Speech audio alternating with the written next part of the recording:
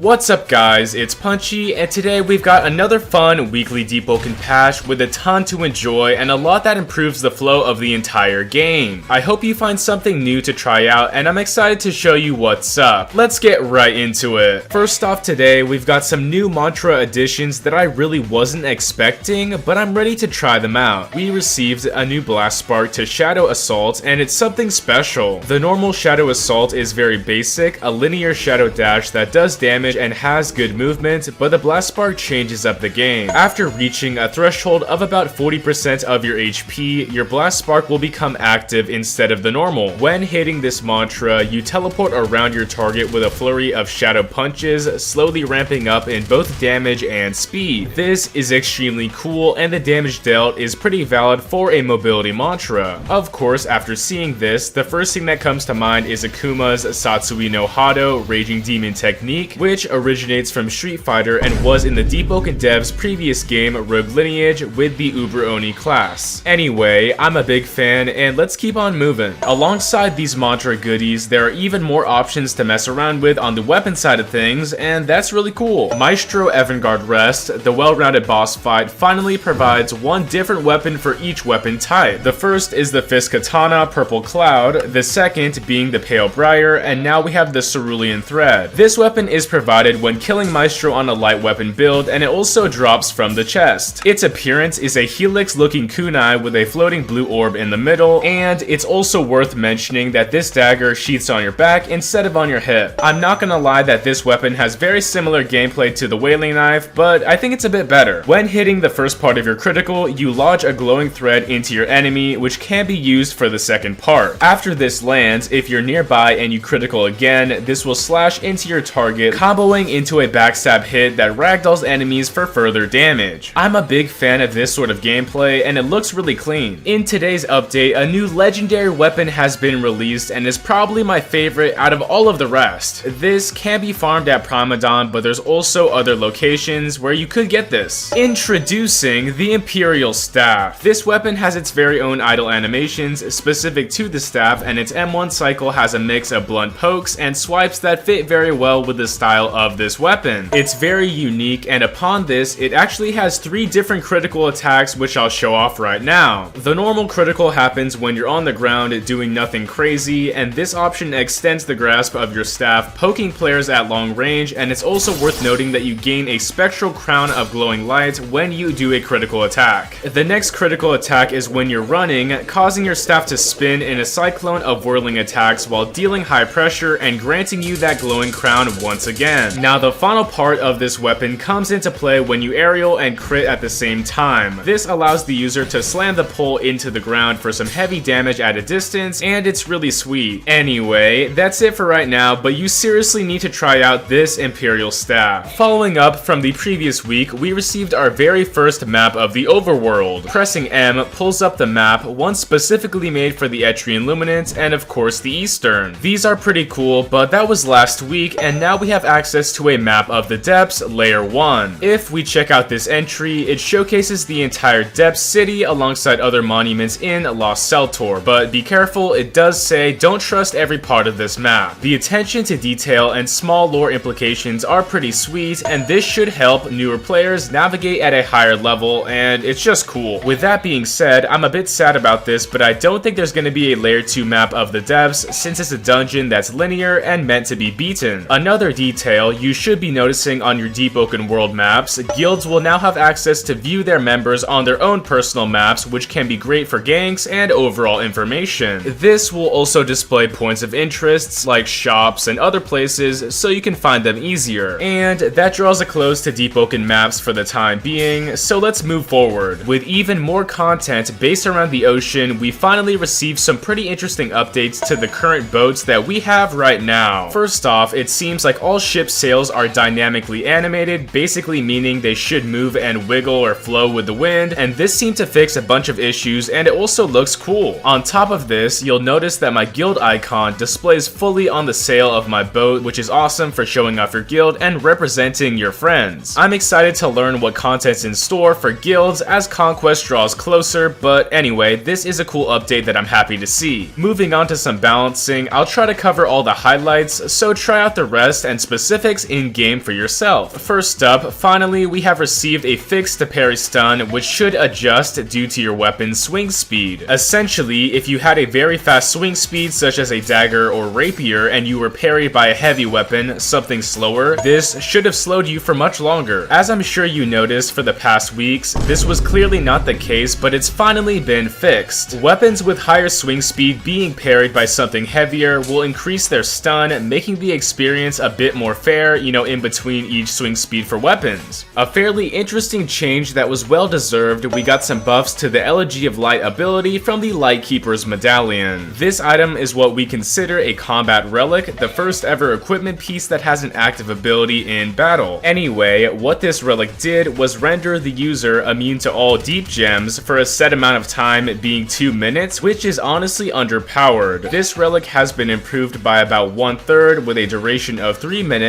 so maybe it's going to be more useful in the future, but we'll have to see. Moving forward, a very insane nerf, one that's going to really hit hard, is the change to Flame Scourge and its properties. In the current game, it's very easy to pick people up with this mantra, fling them around, and burn them for the entire duration as soon as that first part hits. Alongside its inescapable grasp in the air with its high burn damage, this was very annoying to deal with. Now, it no longer burns with the initial hit, only lighting players ablaze when the slam occurs, and this should nerf it quite a bit, but I think it's still going to be an option that's viable. Another insane nerf that's pretty huge is a hit to burning over time. Whenever a flame mantra or something that does fire lands, it's going to ignite targets, dealing true damage over time, and it was just something so easy to activate. Fortunately, in this patch, you can now slide to disable fire burn as well as rolling, which just provides the user more options, and I think it's a great way to sort out some of these issues, and we'll see if flame users can keep up with this. Another awesome change that a lot of people talk about is move stacking critical attacks and other mantras inside of your Gale dashes. Whenever you're zooming around with this enhanced dodge, it obscures the animation of what you're going to do, and people hate this. In this patch, the animation has been fixed, making this tech, the sliding tech, still possible and fun, but there is counterplay. And that's about it. If you haven't checked it out already, head on over to the Battle Royale game mode to try out some team fights before Conquest drops. You still got time to get that dub, and that's all I gotta say. If you enjoyed this information and you want to see exclusive update content, make sure to like and subscribe. I'm super close to hitting 80k subs, and let's get there. Thanks again, it's punchin' time.